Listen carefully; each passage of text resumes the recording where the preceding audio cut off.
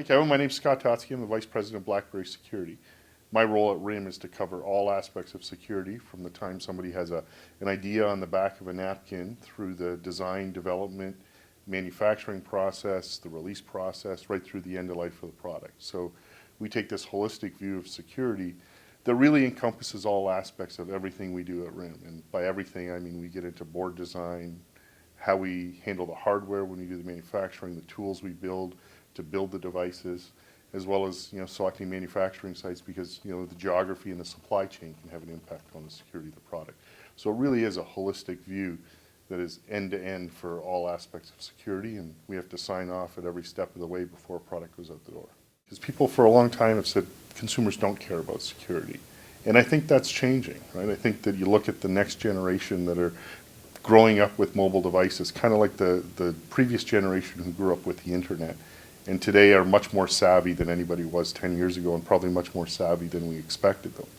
And I look at what's going on in the world today, and I see the teenagers today looking at mobile devices and really just inherently understanding that they have a lot of personal information on there that needs to be protected. So I got a 14-year-old and an 18-year-old, and they both have BlackBerries. First thing they did when they got their BlackBerries is put a password on it, right? And it's not because they've got me as a dad kind of harping on them saying you got to have a password on there. It's just they've grown up in a different world, and they understand that when they get a mobile device or any device that has personal information, whether it's their laptop or their smartphone or their desktop computer, they really need to take some care to protect that. So I think a lot of people today, when they look at mobile devices, they're still looking at it and thinking it's just a phone, right? And it's not a phone anymore. It's really the world's first personal computer. I mean, this is a device that's more powerful than your laptop was a decade ago, constantly connected to the internet, has thousands of emails, thousands of contacts, hundreds of calendar appointments, lots of information about you as an individual. And when that's lost or stolen, it's really important that you protect it. It's almost more catastrophic than losing your wallet, right? I would be more stressed out about losing my BlackBerry probably than my wallet, because there's that much information on it. So as a consumer, the first thing I would tell anybody is, set a device password, even if it's only 4 characters. I mean, that's like putting a lock on the front door.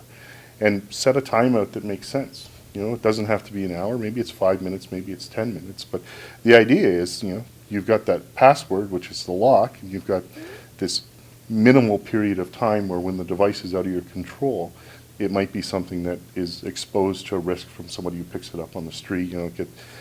The media is littered with stories of devices left in taxi cabs, found in the bar someplace, left in a hotel restaurant. It's an eventuality, right? It's not a matter of is it going to happen, because it is. And consumers really have to start thinking a little bit more about that, because they really are carrying information around that's really important to them. And if you look where mobility is going, the next thing that we see, we've been hearing about it for years, and I think we're just starting to see it become a reality.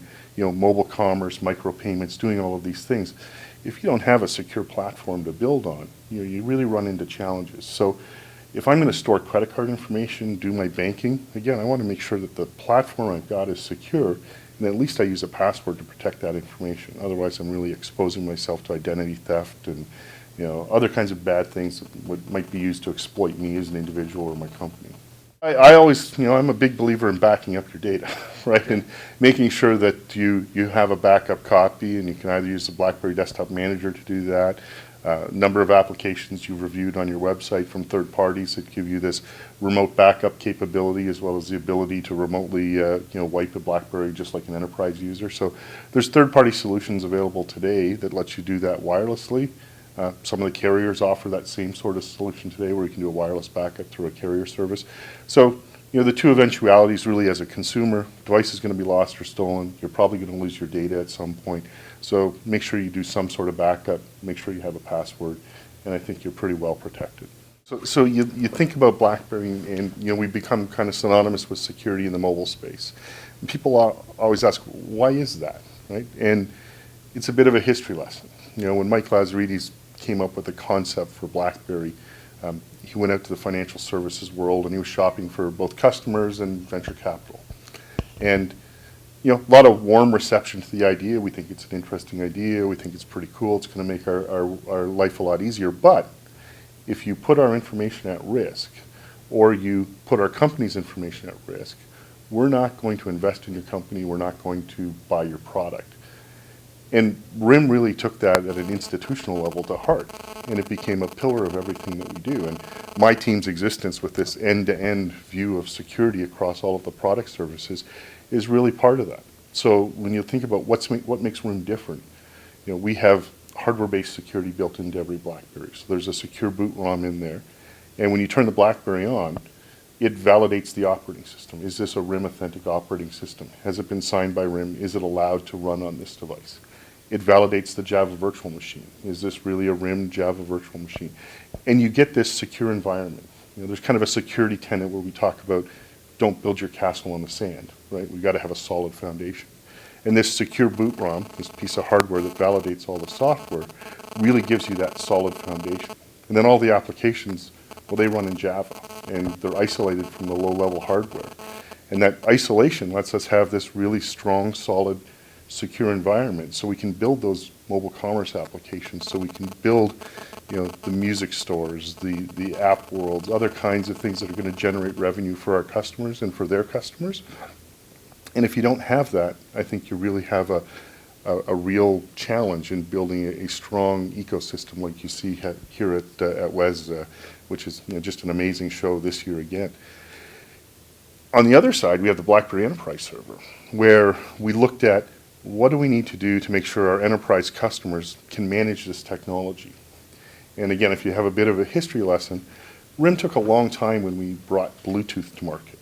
And we did that because we had to measure what would the impact be to our customers. And if you think back 4 or 5 years ago when people talked about Bluetooth, everybody said Bluetooth is terrible. It's a security issue. Don't ever put it in any of your products, right?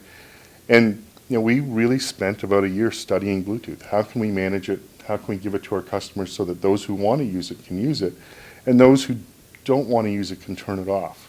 And what we learned in that is some customers want it, some customers don't want it. There's no right answer. And we also have to do a little bit more, because the binary on-off position of yes, you can use it, no, you can't use it, just doesn't work for the customer. So we went a little deeper and said, well, let's give them really granular access. You can turn it on, you can grant the phone application access to Bluetooth. You can say, I want the phone application to access car kits and headsets with the hands-free profile, and that's it. And that granular access is really what the customer is looking for, because they're concerned about Bluetooth in some cases, but now we've got this legislation in multiple states and provinces where you've got to have hands-free driving capability. So you need Bluetooth. But I don't want to open up other applications. Really, just the phone needs access to Bluetooth. We did the same thing with cameras, right? A little late putting cameras on the phones because we needed to understand how our customers could manage that technology. And as the platform continues to evolve, we always look first at what's the new feature, what's the new technology, what are we going to have to do to let our customers manage it. And if you're a BlackBerry Enterprise Server administrator, you see today there's 500 plus policies.